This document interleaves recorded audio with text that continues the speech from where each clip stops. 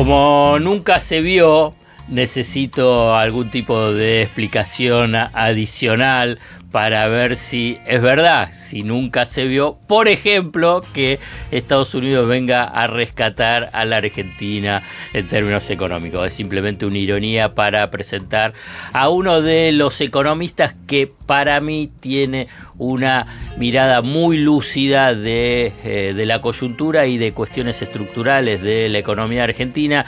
Estoy hablando de Emanuel Álvarez Agis, socio de la consultora P4Q. Hola Emanuel, Alfredo te saluda, ¿cómo andás? Buen día, Alfredo, ¿cómo andás? La verdad que no, nunca lo vimos, estoy de acuerdo. Ahí está. Lo del rescate de Estados Unidos a la Argentina, eso es inédito. Sí, es muy inédito. No es inédito que Estados Unidos intervenga en mercados de cambio ajenos, pero en general siempre lo ha hecho en alguna moneda que le complicaba la vida al propio Estados Unidos. Digo, lo ha hecho con el yen, lo ha hecho con el marco alemán, lo ha hecho con el propio euro. Euro. Uh-huh. Me parece que acá obviamente tiene que ver más con un alineamiento político de los presidentes, y eso también es lo que lo vuelve muy inestable, básicamente porque sabemos que en sus negociaciones Trump es muy inestable, ¿no? Hasta hace 3 meses iba a tener 150% de aranceles con los chinos, hoy hay diálogos, hasta hace un mes no hablaba con Lula, hoy empiezan a negociar. Por eso, digamos, convendría en lo coyuntural no depender de Estados Unidos, en lo estructural no es una economía que tenga muchas complementariedades con Argentina, por eso ahora cuando empezamos a ver la micro de ese salvataje macro, ahí empiezan los problemas, ¿no? Empiezan los problemas que, por ejemplo, Estados Unidos le vuelve a exportar soja a China, ahí seguramente nos desplace, hay una negociación por, francamente, 3 kilos de carne, a ver si le podemos exportar más, y está recontra trabada. Y además, por último, qué sé yo, es raro. Yo pienso que si te estás ahogando en Mar del Plata y llega el bañero y te pone el salvavidas alrededor del cuello, no es que empezás a cantar victoria y decís todo marcha de acuerdo al plan, digamos. La verdad que nada, te tuvieron que rescatar porque las cosas salieron mal, eso es evidente. Ahora te voy a hacer un par de preguntas vinculadas con la economía financiera, pero después quiero pasar un poco a la economía real. Vos fíjate que me parece que hay un sesgo ya exagerado, al cual yo también soy parte, de analizar toda la Argentina y la economía argentina, toda la parte financiera, todo vinculado al dólar, mientras qué es lo que está pasando en la economía real. Pero antes, como te decía, en ese sesgo, sigo con el tema de la economía financiera, es... ¿va a comprar reservas o no va a comprar reservas? Porque acá es como, bueno, el triunfo electoral, bajará la espuma de este triunfo electoral, pero después hay una cuestión estructural vinculado con ese frente externo. ¿Qué pensás? Mira, si fuera por los antecedentes, pienso que no, porque ya está bastante claro que hubo ciertos ruidos entre el presidente y el propio equipo económico, en dos instancias desde que La Libertad Avanza gobierna, y en las dos instancias fueron por lo mismo, por la intención del equipo económico de acumular reservas y por la negativa del presidente a hacerlo, porque la contracara de la acumulación de reservas es la emisión de pesos. Y eso fue cuando vinieron los dólares del blanqueo, en primera instancia, una oportunidad muy importante cuando el programa, digamos, inicial empezaba ya a hacer un ruido, pero que al lado de esto, nada, era un ruidito. Y la segunda vez, que me parece que incluso deduzco que el timonazo fue a último momento, fue en el acuerdo con el fondo. ¿Por qué Claro. digo que deduzco que fue a último momento? Porque en general los acuerdos con el fondo son documentos que se trabajan en conjunto entre el Ministerio de Economía y el Fondo Monetario Internacional, y se pone mucho empeño, mucho esfuerzo en que cada oración, cada párrafo esté, digamos, en línea con lo que quiere el gobierno, y obviamente el fondo puja para que esté en línea con lo que quiere el fondo. Bueno, en ese acuerdo, cada 2 párrafos decía que Argentina iba a comprar reservas en el medio de la banda.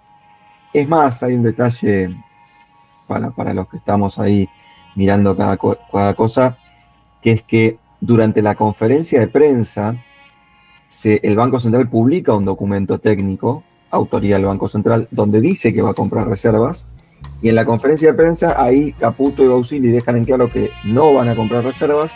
Y cuando termina la conferencia de prensa, el documento en la página del Banco Central ya no está.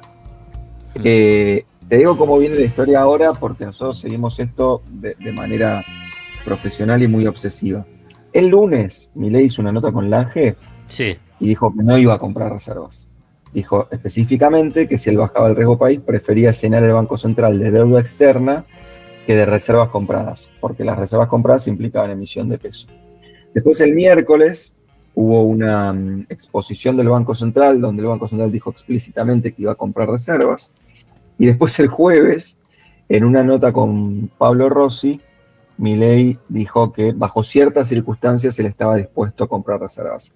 Te digo mi resumen, yo creo que es muy probable que Estados Unidos lo esté presionando para comprar reservas, justamente para que no use más el dinero de Bessent, y ahí sí creo que esa presión puede convencer a Milei de algo que a priori va en contra de todo su universo ideológico. Pero de vuelta, a ver para creer, este equipo tiene un sesgo a justamente llenar el Banco Central de deuda, no de reservas. Ya lo hizo en situaciones muy complicadas. Acordate que en julio se emitió un bono externo, el Bonte, un bono que pagaba en pesos pero recogía dólares. Y creo que ahora con estos niveles de riesgo país, me da la impresión de que el plan A es reabrir el mercado de capitales y volver a tomar deuda. Y el plan B será comprar reservas cuando la estacionalidad sí te lo permita, que imagino que será arrancado el segundo trimestre del año que viene. Claro, yo lo resumo en que The Big Short de Caputo es bajar el riesgo país y entrar en ese círculo del endeudamiento. Entonces no tenés... ¿Por qué? Porque si empieza a comprar reservas, va a haber más presión en el mercado de cambio, el tipo de cambio va a ser más alto, vas a tener mayor inflación, eventualmente una mayor tasa de inflación, entonces eso no le gusta. Entonces apuestan al riesgo país, a que esté en 400. Lo que sucede es que el riesgo país no baja porque no compra reservas. Entonces están en ese, dilema. Yo digo que este es un gobierno que nos tiene acostumbrados a las soluciones de todo nada.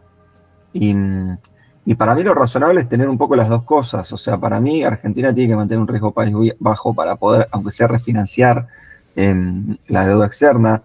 Y no obstante, si tuvieras una emergencia, está buenísimo tener el riesgo país bajo, porque, por ejemplo, si Macri no hubiese tenido la crisis de deuda que tuvo y el acuerdo con el fondo que tuvo, tal vez Alberto Fernández podría, en vez de haber emitido dinero, financiado el paquete del COVID en el 2021, si hubiésemos tenido un riesgo país bajo. Pero en el medio de que te pasa eso y de que estás con este envión electoral que te dio el resultado el domingo, yo aprovecharía para comprar reservas porque te digo algo, prefiero que la inflación no baje de 2 o incluso coquetee con el 3, pero a cambio tener un valor del dólar que le permite a algún sector de la industria sobrevivir ante un mundo que está absolutamente sobreofertado y en el medio de una guerra comercial justamente encabezada por Trump en su ataque a China. O sea que yo, aunque sea, diría, ya tocó el dólar el techo de la banda, ya vimos un dólar a 1.500 y la inflación está ahí anclada en la zona de 2, en parte por las malas razones, ¿no? En parte por una recesión que arrancó en febrero. Bueno, no tengo los cinés, digamos, no te subas a la moto el domingo y quieras llevar el dólar a 1.300, abrir el mercado y emitir deuda. ¿Por qué? Porque ante el primer cimbronazo, no sé, el año que viene está el Mundial, cuando veamos un montón de argentinos con el dólar barato yendo a ver a Messi, o cuando políticamente de repente a Milei le vaya en alguna cosa mal y vuelva a aparecer una oposición que tal vez puede retornar al poder en 2027, ahí no haber comprado reservas va a hacer que vuelvas a tener que pedir el rescate de Estados Unidos. Insisto, yo no veo en eso un rescate país-país. Yo veo un rescate Milei-Trump. Y es tan inestable como la personalidad de esos dos presidentes, que no tengo que explicar que es bastante inestable. Bueno, estamos hablando con Emanuel Álvarez Agis y vos me diste el pie porque mencionaste el tema de la industria. Voy a tratar de romper este sesgo de financista, economía financiera, el tipo de cambio, reserva. Te digo que en un momento que me agota, pero bueno, vuelvo porque además es lo que también todos quieren saber, qué es lo que va a pasar con el dólar. ¿Cuánto te habrán preguntado durante todo este tiempo cuánto va a valer el dólar? Pero, bueno, ¿cómo ves el tema de la economía real? ¿Qué es lo que está pasando? Si hay una transformación de este funcionamiento de la estructura productiva argentina o es parte de estos ciclos de recesión, recuperación de la economía. Mira, a ver, Milei tuvo 2 trimestres de crecimiento, entonces ahí uno puede mirar un poco cómo es el modelo de crecimiento de esta configuración de superávit fiscal, economía abierta. La verdad que estamos con la máxima tasa de apertura comercial de la historia de Argentina y alcanzamos esa tasa de apertura en el periodo más corto de tiempo. O sea, Menem le llevó llegar a su máxima tasa de apertura hasta el año 97. Lo Digamos, traducimos para la gente, ¿qué es lo que es la tasa de apertura? La tasa de apertura es cuánto de lo que consume tu economía se produce internamente y cuánto se importa. Digamos, con Menem ellos llegó a ser el 20 y piquito por ciento, con Macri tocó el 30, pero le tomó 3 años a Macri tocar el 30%, o sea, 30 de cada 100 cosas que se consumían eran importadas. Hoy estamos en 35, pero Milei llegó a ese 35 en 3 trimestres. Entonces, si alguno camina por un shopping, se va a dar cuenta que aparecen marcas nuevas, que antes no estaban, empieza a haber oferta de productos que antes no estaban en las góndolas, y eso tiene siempre un doble filo, digamos.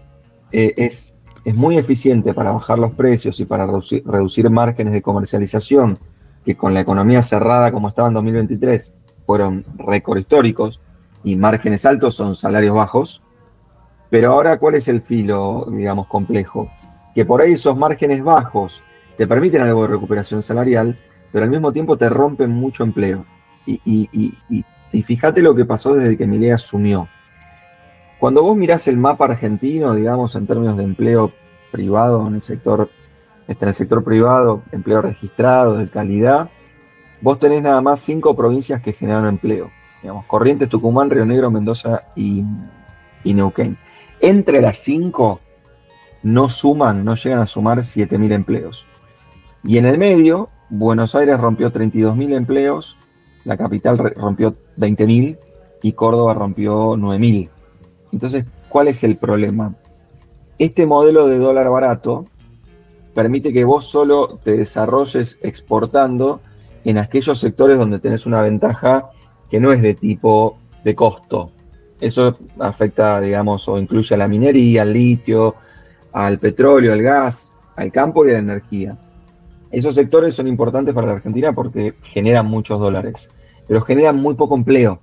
Entonces vos tenés que tratar de buscar un equilibrio entre esos sectores que lo malo que tienen es que te demandan dólares, pero lo bueno que tiene es que te generan empleo, particularmente la industria manufacturera, y esos sectores que no te generan tanto empleo, pero te generan muchos dólares. Yo creo que de vuelta, Milei, acostumbrado o con este sesgo que tiene a las soluciones de todo o nada, es abro la economía porque mi objetivo es bajar la inflación a cualquier costo, empiezo a tener un problema de empleo grave que se transforma el mes pasado en gravísimo. ¿Por qué digo grave que se transforma en gravísimo? Porque hasta ahora lo que nos pasaba cada mes era, te caía el empleo privado en el sector registrado, te crecía el monotributo. Sí. Es como para darte una imagen. Argentina está triplicando la exportación de calzado. Obviamente alguien se quedó sin laburo en la industria del calzado. Tenía un autito, agarraba el autito y se ponía a repartir o paquetes o personas, digamos. Entonces, ¿qué le pasaba? Su salario iba de 2 millones de pesos de bolsillo a 1,2, 1,3. Entonces, y dejaba de ser registrado y pasaba a ser monotributista. Sí, claro. Entonces, si bien no tenías un impacto en el número de desempleo, porque la cantidad de horas que trabaja por día probablemente ahora son más que antes, sí empezabas a tener un problema en el término de ingreso. De ingreso y de calidad de empleo. Claro, de que vos tenés hoy una Argentina que consume poco. Bueno, el mes pasado cayó el empleo privado y cayeron los monotributistas. Ajá. Entonces ya estamos en unos niveles de recesión que donde ni siquiera el refugio, que puede ser una changa, que puede ser abrirte un kiosquito, a manejar tu auto, ir a cortar el pasto, lo que sea, ni siquiera eso está traccionando el empleo. Ahí vos estabas mencionando el tema del consumo y el tema de la industria, y hay una variable, aquí también financiera monetaria, que es la tasa de interés. ¿Vos pensás que hay una idea en el gobierno de bajar esa tasa de interés para, primero, bajar el costo de financiamiento de las empresas y por otro lado, bajar el costo de las que son las familias endeudadas, que a la vez te lleva a mejorar el consumo? Mira, si no la bajan van a tener un problema electoral, pero básicamente porque sus electores se van a morir y nos vamos a morir todos, digamos, Ujú. con esta tasa de interés. Es realmente una tasa de interés absolutamente demencial que fue, digamos, parte de este programa de sostener el dólar a cualquier costo. Estamos hablando de tasas de interés que si vos la mirás vis a vis el dólar o vis a vis la inflación, incluso han llegado a superar los picos de la crisis del 2001, donde se puso una tasa de interés muy alta para tratar de digamos, de salvar al peso. Te cuento una anécdota personal. A ver, La otra vez me había olvidado de comprar alimento para los perros y necesitaba que al otro día llegara porque no tenía más alimento para los perros. Entonces, ¿que tenés más de viste, un perro? Dijiste los tengo, perros. sí, tengo 3 perros y un gato. ¿Tres? 3. ¿Qué raza tenés? ¿Cuáles son? No, no, raza te la encargo. Son Son de... todos, todos tan flojos de papeles. Este, y entonces, no sé, serían las 12:30 de la noche, medio dormido, busco en Mercado Libre, encuentro el alimento, veo que llega el día, entonces digo, joya, me llega mañana, les puedo dar de comer. Y de dormido que estaba, le pifio y pongo 2 pagos Uh, en vez de uno. Claro. Nota de color. En realidad te financian la mitad, ¿no? Porque de los 2 pagos, el claro, primero se te debita inmediatamente y el inmediatamente. otro a los 30 días. ¿Sabes cuánto era el costo financiero total de ese gasto de alimento para los perros, que eran 40.000 pesos? 520%. No, no, no te puedo creer. Tengo la 500, foto. Si querés quinientos te mando la veinte foto. por ciento 520%. O sea, no sé, era 40.000 pesos, serían 2 cuotas de 70.000. O sea, la verdad que no hice la cuenta. Obviamente lo cancelé y los perros comieron fideo con verdura. Pero, pero lo que digo es, ese apretón de tasas te llevó el rechazo de cheques Sí, a el máximo desde la pandemia. sí, Y sí. en la pandemia, obviamente, fue una cosa muy exótica. Ayer Y lo recibí mismo un gráfico de que Sí, lo mismo con prepararon. la incobrabilidad, y lo mismo con la incobrabilidad de familias. Y por algo adicional, Alfredo, que está pasando.